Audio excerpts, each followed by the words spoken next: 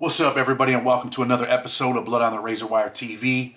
Just want to give everybody a big thank you that have been praying for my two little boys. They've been in that ICU unit.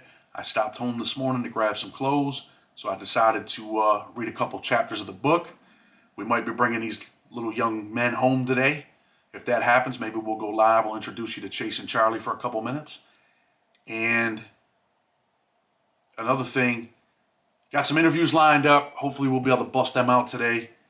And we'll see what's up. We'll put them out this week. But again, man, I appreciate everybody in the family, Blood on the Razor Wire family, for praying for us. You know, things are starting to look up, and I'm happy about it. So, again, man, I appreciate everybody. Blood on the Razor Wire. We're going to read chapters 8 and 9. We'll get a little glimpse of, you know, what I went through and kind of what led to my life being what it was and how I ended up with that 40-year sentence. The morning comes early after a night of little rest. Different thoughts race through my mind like an out-of-control Amtrak train. That made sleep hard to come by. The assault on Creeper and Adam's mention of having to talk to me about something important left me in a state of disarray. I wish that the Federal Bureau of Prisons would have sent me somewhere other than this magic mountain. Kelly is the first person I see when I exit my cell.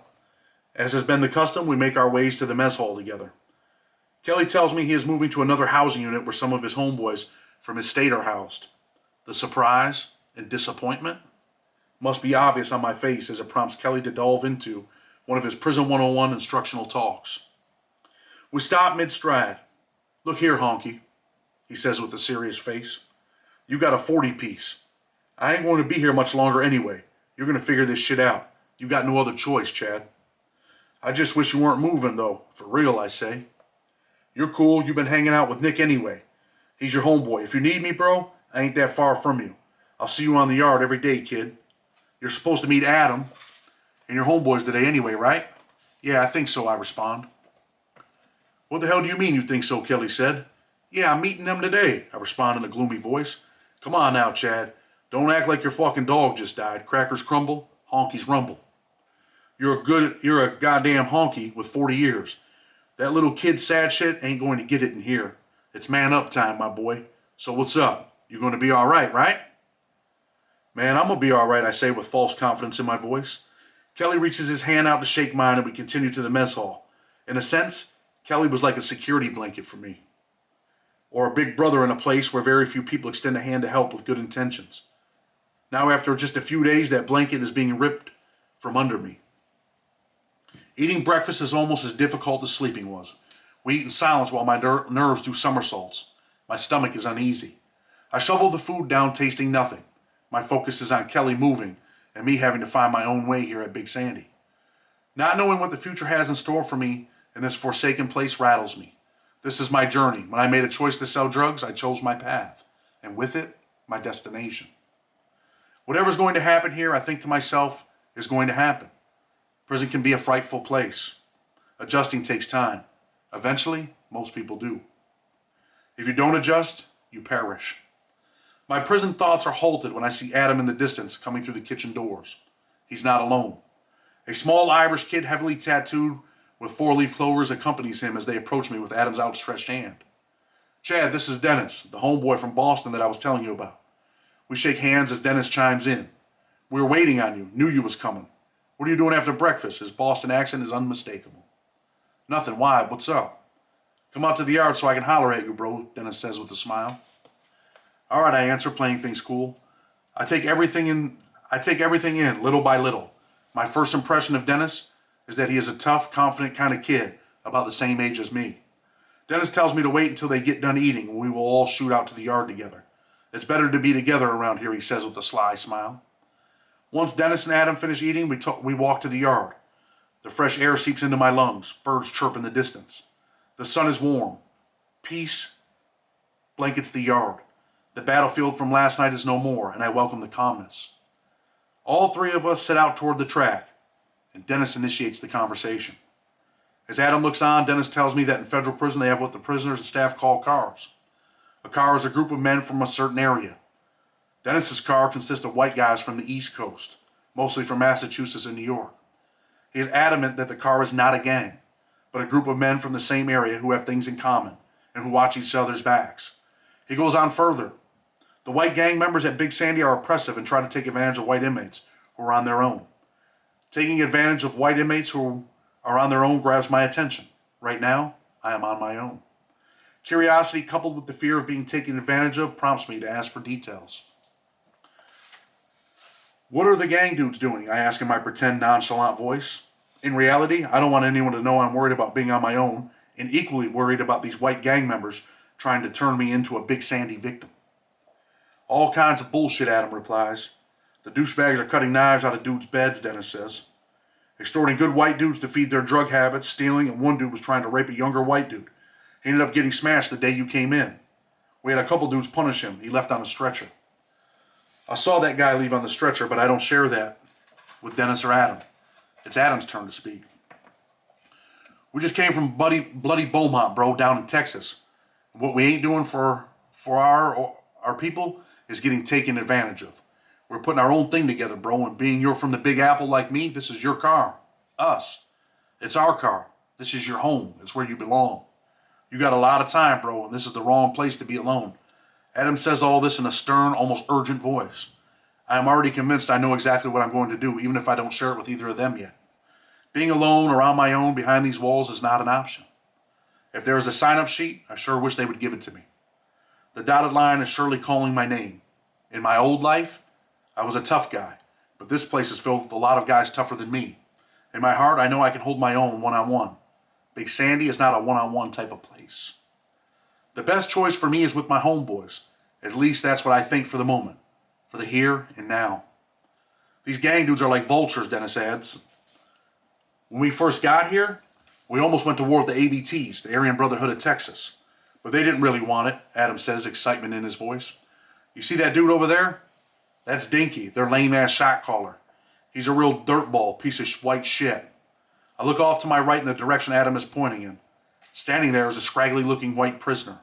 He's the same guy I met the day before who initially rubbed me wrong. Dinky was scared to death. He knows we would have butchered him and his whole car. We had 100 white dudes out here with vests on and bone crushers. It would have looked like the St. Valentine's Day Massacre or the Attica prison riots out here. He wanted to politic it out. He wanted to talk things out, Dennis tells me. I interrupt with what I can tell seems like a silly question to him. Listen, man, I am new, so I don't know a lot. What the hell is a bone crusher and a vest? Dennis laughs. Yeah, bro, you're green as fuck, and you got a lot to learn. A bone crusher crushes bones. You have to come to the unit later, and I'll show you what it is. We make vests out of these long-sleeve shirts. We got guys that sew big pockets in them in the vital areas. Once the pockets are in, we put magazines and books in the pockets. If you get stabbed in that area, it protects your ass from dying in here. Damn, man, this is a crazy place, is my response. My mind somersaults as each new piece of violence, or the potential for it, passes my ears. My mind races as I realize more and more how serious USP Big Sandy really is. I try to play things off so both Adam and Dennis don't realize how nervous I really am about this place. For a moment, I am back in front of the mirror that morning I left Youngstown, Ohio. Once again, I am unsure if I'm going to be okay. I do not think there is much of a choice for me. It's either be in this car or be here on my own. And being on my own does not seem feasible in this environment. The way Adam and Dennis laid things out reinforces my sudden desire to be a part of our car. It is clear to me that I am being recruited to be a part of this gang that these two guys have convinced themselves is not a gang. They simply switched the name from gang to car. Within days of being in prison, I'm doing exactly what I have promised myself I would never do. Join a gang.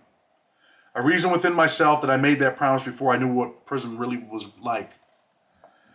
Both Mr. Young and Kelly warned me not to do this, but they must be wrong. They have to be wrong, I tell myself. If people who are on their own are being raped, having their stuff stolen, and having white racist gang members cut knives out of their beds, why would I or anyone choose to be on their own in here? Chad, you're a homeboy no matter what. You're from New York. All we got in here is each other. You know we are going to have to check your paperwork to make sure you're a good dude. Once we check that, you can get your driver's license. No offense to you, it's just how it is, Adam says with a sly smile. Do you got your docket sheet and sentencing transcript, Dennis asks. I got that stuff in my property and my PSR. You got your PSR in there, Dennis asked, surprised. Yeah, I got it, I said. They don't let us have them no more. Hopefully you got it hidden in there and they give it to you, bro, Dennis said. As soon as I get my property, I'll make sure I get those papers to you, I say sternly. I feel myself getting a little more confident. Adam interrupts my confidence. Yeah, once we check that out, you get your license if everything checks out, and I got a knife for you. My newfound confidence disappears when he mentions the knife. I really don't want to be carrying a knife, and more than that, I don't want either Adam or Dennis to know. I keep this fact to myself. I can see I will need to keep many other things to myself as well. Tonight after chow, you have to come to our unit. Come over to meet the homies, check out the vest, and our arsenal. Dennis says this with bravado in his voice. Looking for an excuse to not have to go to this unit, I ask, how the hell am I going to get to your unit with a cop in there? The cop doesn't care who comes into the unit, bro. He's doing his 8 and going home, Dennis snickers. That bitch Atkins ain't working our unit tonight, Adam asks. Nah, bro, he's the 2-day relief, Dennis says. Yeah, you're good, Chad. We'll see you after dinner, bro, Adam says. As I walk to my unit, I find myself shaking my head. I can't believe I made the irrational, irresponsible decision that brought me to Big Sandy to meet Adam and Dennis. Tonight, dinner brings with it my introductions to the vest and sharpened metal for dessert. Dennis takes me into his cell. We're on chapter 9. Dennis takes me into his cell.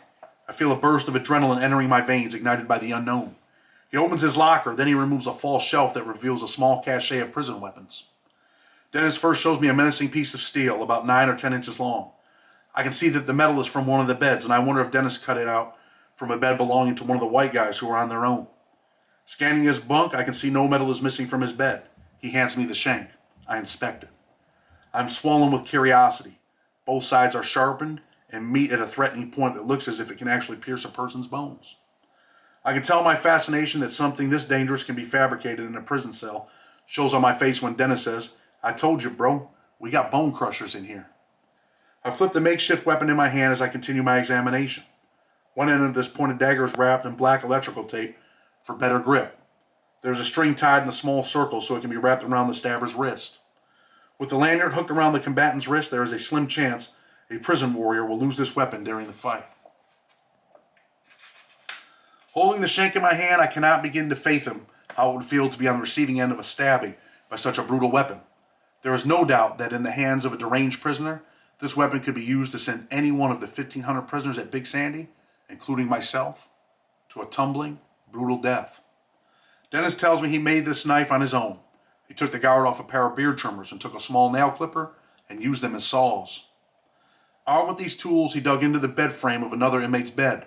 After long hours of tedious sawing, he successfully separated a piece of metal from the bed frame. Once the metal was free, he spent hours sharpening the knife on a hard surface. Back and forth, over and over, until he had the killing point he wanted. I hand the knife back. Dennis smiles, showing me his stained teeth. Shit ain't no joke, is it, bro? Shit's real, I see, is my response. Dennis continues, a mad concierge, proudly displaying the rest of the arsenal he told me about earlier. There are knives of all sizes coupled with grotesque metal bars. Some of the knives are made from plexiglass stripped from fluorescent light fixtures in the cells. Others were formed from melted plastic. Other bone crushers, smaller than the one I handled earlier, were visible. Dennis picks up a piece of steel rebar pipe that's at least a foot long and heavy. He slaps it in his palm. Suddenly he takes a swing at the corner of his locker, startling me. Paint and small speckles of metal explode into the air on impact. My heart races and my adrenaline surges. The fight or flight instinct kicks in. I wonder if I am safe. The panic that has just set in is broken by Dennis's laugh. Dennis says, this will break a motherfucker's head, bro. Put him out for the count. Wanting to break my uncomfortableness, I reply, where did you get all this shit from, man? We got a dude in our car named Preston. He works in the kitchen, bro. Ripped like 10 of them out of the ceiling. I'm surprised that a prisoner could simply rip 10 bars of steel rebar out of a ceiling and somehow get them back into a housing unit. You know, if you hit someone in the head with one of them, there's no question you're going to kill him, I say. Dennis takes me all the way back to 5th grade. Duh. That's the point around here. We're playing for keeps. There are no tomorrows around here, bro. If one of these douchebags is stabbing you and you get a shot off to his dome with this, he won't be stabbing you no more, would he, bro? I guess not, dude, I respond. The captain was right when he told me to get a knife. Everyone in this place has one or some sort of weapon. I debate whether I should have one, but debating does not make sense to me. It seems like decisions here are made for me based on the circumstances that surround me. Yeah, Chad, we never make bad decisions. In any mission we go on, we always send 3 or 4 guys. We make sure we never lose, and I'm hoping you make the right decision in here. Keeping it real, bro, in this place, your next move has to be your best move. There really is no room for mistakes. Me and you are about the same age, got the same time, so for real, take my lead. All I'm saying to you is to help you, so you make it around here. Yeah, Dennis, I understand. I just got to get into the groove of things around here, I said. Come on, bro. I'm going to introduce you to the big homie, Stevie. He's from my neighborhood. Got a life sentence, kid. For real. He has the keys to the car. We run a tight car in here. Stevie is at the top, and Adam's like the second in command. Stevie looks to be in his mid-50s. The man is completely bald. His body is decorated with all kinds of Celtic knotwork representing his Irish heritage. He does not look like the stereotypical prisoner shot caller. He's not what I imagined. When his dentist was telling me about him, I had a much different image. I thought the guy would be a big, muscle-bound, Irish-looking guy. Stevie is small in stature, bald, no facial hair. He reminds me of Casper the Ghost. Like many things in prison, looks can be deceiving. Mr. Young, my cellie, filled me in on some of Stevie's backstory prior to this meeting. His looks do not match his history. While he does not look dangerous, his resume says he is. As it turns out, Stevie is not serving one life sentence. Stevie is serving 3 life sentences. In the mid-90s, he and his counterparts were in the business of robbing armored cars. One of those robberies in the Boston area resulted in the death of a guard. Mr. Young told me that it was also rumored that Stevie killed another inmate in a knife fight at USP Marion, Illinois. As a result of that killing, he was locked in a cage all by himself for 5 years.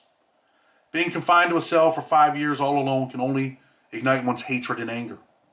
USP Marion was built in Illinois back in 1963. It was designed to replace the notorious Alcatraz prison and was designed to house the worst of the worst that the United States had. While Stevie was on that list, others much more dangerous roamed the confines of that prison. People like Thomas Silverstein, one of the leaders of the Aryan Brotherhood gang. Silverstein is by far the most famous white prisoner the Federal Bureau of Prisons has ever held. In 1981, he was accused of killing another inmate by the name of Robert Chappelle. This was done by wrapping a wire around Chappelle's neck and strangling him through the cell bars while he lay sleeping. Less than a year later, his murderous streak behind prison bars continued when he stabbed Raymond Cadillac Smith with a prison shank over 60 times, ending his life behind Marion's dark walls. Cadillac had his own stature in federal prison. He was the shot caller for the D.C. Black Gang. D.C. as in Washington, D.C. This is a group of prisoners who to this day are known for their unity as well as their penchant for trouble behind the razor wire. Silverstein's thirst for violence in Marion did not end with the killing of 2 black inmates. Just over a year after Cadillac's murder, he struck again. This time, the person in his sights was not a convict. This time, he was a correctional officer. On a chilly October day in 1983, armed with his customary weapon of choice, Silverstein attacked Officer Merle Klutz. When the battle for life or death had ceased, Klutz was on the losing end. He died in brutal fashion after being stabbed more than 40 times. With 3 vicious murders under his belt at Marion, Silverstein's status as the worst of the worst in the federal prison system shot to the top. Few federal inmates, if any, have surpassed his status to this day. Klutz's murder would not be the only shocking thing that happened at Marion that October day. 8 hours after Silverstein struck, his good friend and fellow prisoner, Clayton Fontaine, was looking to make his own mark. Like Silverstein, he armed himself with a sharpened death instrument. This time, Correctional Officer Robert L. Hoffman was on the receiving end of the beastly violence that plagued the Marion prison. Like Klutz, Hoffman met his maker on that dark October day. 2 guards had never been murdered on the same day in the same prison. As a result of the day's events, those in charge of the federal prison system made changes at Marion. The facility was turned into a lockdown prison. All prisoners were to be locked in their cells 23 hours a day, 7 days a week. Prisoners were permitted 1 hour a day, 5 days a week out of their cells for what, almost ironically, came to be known as recreation. This is where Stevie spent 5 years of his life. For many, this was part of his folklore. This seemed to bring many young white convicts into his fold. Regardless of his looks, I get the feeling that Stevie's disregard for the lives of others make him dangerous. Being able to discern who is who behind these walls is a quality I'm beginning to develop. Such a quality may turn out to serve me well in here. Stevie tells me that both Adam and Dennis think I'm a good guy and that it would make him happy if I did the right thing by joining the car. I feel as if I'm on the spot. I'm in a position where I have to make a decision, and I'm not able to give it much thought. Stevie seems to have some magical, influential power or spirit. He urges me to do what he calls the right thing. Within seconds, an agreement to be a part of the car comes out of my mouth, although my senses are tugging at me, an alarm within telling me to decline the offer, at least for now. The word no cannot be found. Stevie reaches out to shake my hand, pulling me into him with a hug, coupled with a pat on the back. I am now welcome into this East Coast prison brotherhood with hugs from Adam and Dennis. They look at me with big smiles as if they just brought another soldier into the fold. They look at Stevie as if they're looking at him for the praise a small boy seeks from his father. In time, I learned that all the guys in the car do whatever Stevie asks them to do. He has a leadership quality that most people long for, but never find. After we leave the confines of Stevie's cell, Dennis explains that there is a probation period before I'm fully accepted into the car. Guys that are new to the car are the ones that are called upon to put in work, or to go on what are called missions. When problems arise, probationers are the ones expected to wreak violence on any prisoners who transgress any of the prison rules set out in the convict code. This is the part where a person's loyalty to the car is tested. Some people will kill for the car. Whether it be out of fear, loyalty, or to enhance one's prison credit is a mystery to me. But at the end of the day, this is the reality in a maximum security prison. Cars work in different ways behind these walls. Men within the cars are ordered to do things that would jeopardize them or place them in positions where they can end up with new charges. Sometimes it might be a simple assault. Other times they may be ordered to mule drugs on visits. Whatever the shot caller needs, he asks for. And any objection is considered a disrespect to the car. The end result of any refusal is an assault on the objector. Saying no is a no-win situation. If a shot caller likes a person, he might not call on that person to do his dirty work, but eventually everyone has to put in some work. Every car has expandables. These guys are referred to as missiles or crash test dummies. Shot callers summon them to missions under the guise that they are putting in work for the good of the car. Victims of violence are usually people who are found out to be sex offenders, or those who snitched on someone at some point in their lives. Dennis explains all this to me, but assures me that because I'm from New York, I am part of the upper echelon. This is when I learned there are others in the car who are not from the East Coast. Some are from the Midwest, some are from the South. These are our missiles, according to Dennis. They're not really our homeboys. Tonight the car is having a meeting. I'm expected to be on the yard at 6 o'clock. The yard is more of a gladiator pit than a place of recreation. I'm not looking forward to this meeting, but then again, who really is? I think I'm going to read chapter 10. It's just 2 pages. Let's see. Chapter 10. Yeah, this album is dedicated to all the teachers that told me I'd never amount to nothing. To all the people that lived above the buildings that I was hustling in front of. Called the police on me when I was just trying to make some money to feed my daughter. It's all good. And all the niggas in the struggle, you know what I'm saying? It's all good, baby, baby. It was all a dream. I used to read Word Up magazine. Salt and Pepper and Heavy D up in the limousine. Hanging pictures on my wall. Every Saturday, Rap Attack, Mr. Magic, Marley Marl. I let my tape rock till my tape popped. My road to Big Sandy started in late 1994. Me and my friends would sit around a floor model television watching a fuzzy program called The Jukebox. We could call in and request songs that would be charged on one of my friend's grandmother's telephone account. We would order Biggie's Juicy back to back. Like Biggie, it was all a dream. There were usually 5 of us watching Booper's grandmother's floor model while his mother was upstairs smoking cocaine base with his Uncle Bobby. Booper's Uncle Bobby was a pimp and a drug addict who sold cocaine to support his own habit. It wasn't long before me and Booper started putting together a plan to get paid and blow up like the World Trade Center. We were 15 but motivated by our circumstances. Poor white kids from the ghetto. We wanted more than we had. We stole empty cocaine bags out of Uncle Bobby's dresser and filled them with baking soda. My career as a street hustler began when we passed off 11 bags of baking soda for cocaine to one of Bobby's customers. Before long, we were buying real cocaine in small quantities and packaging it up into $10 bags. We were becoming the guys we looked up to in our neighborhoods, the hustlers. The cats standing on the corner, guns tucked in their waists, shooting dice and selling cocaine all day. To us, they were the villains, the heroes, the people we aspired to be. They had money, cars, nice clothes, women. We had nothing but beat-up starter jackets and raggedy Bo Jackson series Nikes. At 15, I wanted to be like the white kids from the suburbs. I wanted a car at 16. The difference between us and them, my single mother was just as broke as me. She was not buying me a car. I was determined to get my own. Like Biggie, I was reaching for the stars. I cocked my starter hat to the side and set out for the block with a pocket full of cocaine. Little did I know, I was slowly walking my way from Rochester to New York to Inez, Kentucky. So let's start from the back, right? So many people out here, these youngsters like myself, the people that they see as role models are who? They're the people with the cars and the women, the dudes out there selling drugs, rolling dice. They see all the good stuff, right? Really the bad stuff, but in their mind, the good stuff.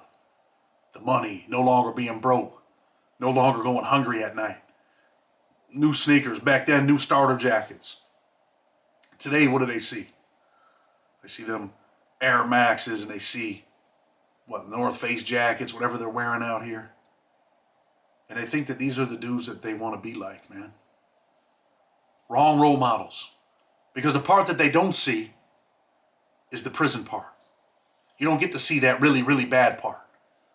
When you're out there looking at them dudes and like, yo, man, I want to be like them dudes, man. And then a year from now, you're going to be like, damn, man, where'd Virgil go? Oh, man, he's in prison, man. He got 12 years. And then you forget about him because you don't see what prison's like. You don't see what Virgil's doing now when he's sitting in Attica, when he's going hungry at night, or when they're locked down in a cell and he can't get a shower. You don't see what it's like to miss your mother or not be able to see your kids on Christmas. You don't get to see that part. Those are the parts that hurt, man. And I say it all the time. Those are the parts that hurt that you don't see. So think about it. Do you really want to be like that dude that's out there getting money? You want to be like that dude that's pushing that Benz right now? Or some of the cats. I seen a dude with a Maserati in my neighborhood. You want to be like those cats? Because unfortunately, in many, many situations, many, many cases, the Maseratis, the Benzes, the pretty women, being able to get your hair cut every week, all that shit disappears. They don't got Maseratis behind that wall, man. They don't got Benzes behind the wall, behind the concrete on the other side of that razor wire. But what they do have is vicious violence. And anybody that tells you that they went to prison and they weren't nervous, man, I think it's bullshit. Maybe some people. But if they went in there and they weren't nervous like I was nervous, then they might be sociopaths, man. You can't walk into an environment like that and not be like, damn, man, this is where I'm at. Right? People like Silverstein. We talk about Silverstein in there. You think he was nervous when he went to prison? Come on, man. Of course he was, but what did he become? What did he adapt to? He became a killer. And he became a killer because in that environment, that's what he had to become. Back then, it was really, really dangerous. Still dangerous to this day. But that's your life. That's what your life looks like. Going in there and you meet dudes like Dennis, and all praise to Dennis, man. Dennis is out of prison too. Owns a tattoo shop, doing great things with his life, which I'm happy for him. I was going to put a picture of him and Adam on the thumbnail, but you know what? I might save that picture so you guys can, people that have read the book, people that are listening, you're going to get to see what Adam and Dennis look like. I'll tell you, Dennis is jacked up, all tattooed, Irish. I got pictures of Adam when he was kind of slimmer, but back then he was a big dude. I promise you that. He ended up going to the Smooth program, locked in a cell for like 2 years straight. Did a bunch of burpees, man. Got super, slim and cut up. But we'll get to those pictures. But the moral of the story is, man, I thought I wanted to be like those dudes. And I did want to be like those dudes. I was tired of being poor. Single mother on welfare, straight up. Father was a junkie, a drug addict. Overdosed, got high and overdosed and died. Supposed to be at my brother's funeral. My brother had killed himself. Couldn't even make it to his funeral, man. He was somewhere else getting high with a needle in his arm. And you might be living that life, man. That might be the life that your father or your mother's living. But you don't have to let that be the reason, man. Don't let that be the reason. I know things ain't easy. If you're a young man watching this video, you're 14, 15, 16 years old and you're watching this, I know it's not easy. But I promise you, from the bottom of my heart, it gets a whole lot harder. It gets a whole lot harder than dad being a drug addict. A whole lot harder than mom being a drug addict. A whole lot harder than being on welfare and running, out of food at the end of the month because the food stamps were sold or they were gone. I know it's not easy, man, but there's people out there that'll help you. I promise you that. There's people that'll help put you on the right path. People that'll take you in. People that'll try to stop this course. Because sometimes we're on a collision course with prison. We're doing 90 and a 30. And the only thing in front of us is a brick wall. And what is that brick wall? It's prison, man. Whether it be federal prison or state prison, that's what it is. I might not know you, but I care about you. That's why I'm doing these videos. And I care about you even more because now I know what it's like, man, to have two little boys sitting in a hospital fighting to stay alive sometimes, man. I want to be a part of their lives and making sure they're not doing 90 and a 30 with a brick wall in front of them. You know, we do all kinds of things. I had a brother reach out to me this week, and you know what? I'm going to share this. He said, look, brother, I got a 4-year-old son. I'm not going to say his name or where he's from, but he was struggling to make a Christmas for his son. And me and my wife, we said, yo, we're going to do this, man. We sent some Christmas presents down there. We sent some stuff so they can have a nice Christmas dinner, right? Because we wanted to help, man. We want to be part of the change that we seek to see. And we help, man. We did it because we care. We're taking a donation of clothes that we just went out and bought for little babies. Because while my babies were in the ICU, they had puked on their clothes, and some other people had donated clothes. That's what it's about, man. Helping other people, man. Pushing forward. Doing the right thing. Making sure that you can be a father and a husband. All the things that are important. Making sure that you can be a mother and a wife. That's what it's about. I hope that, you know, the videos and the talks and you know, the insight wakes at least one person up and say, man, you know what, man? Even if you just got out of prison, I want you to say, man, I don't never want to go back. Thanks, Chad, for reminding me what it's like, man. Thanks for reminding me what Burger Day is like. Thanks for reminding me what the Christmas meal tastes like. How shitty it is and how I don't ever want to be there again. That's what I want to happen. If you're a young man on the course of, like, man, fuck that, I'm out here getting money, man. I'm trying to get money. I want you to think about it. Because eventually when you're out here getting money, I've seen the biggest of hustlers, man, get locked in prison. They're on the phone telling their mother they need money because they're broke, man. They ain't got nothing left. Those are the things I want you to think about. Hopefully, man, we'll be back with some interviews this week, man. Blood on the Razor Wire TV. I hope you enjoyed it. Go ahead and, you know, support us. Order a copy of the book. Keep tuning in. We're going to start doing the, you know, chapter readings for the members only soon, but I want to be able to put some content out for everybody because we've been missing in action, but it's nothing but love, nothing but respect. With respect, until tomorrow, Blood on the Razor Wire TV, we're out.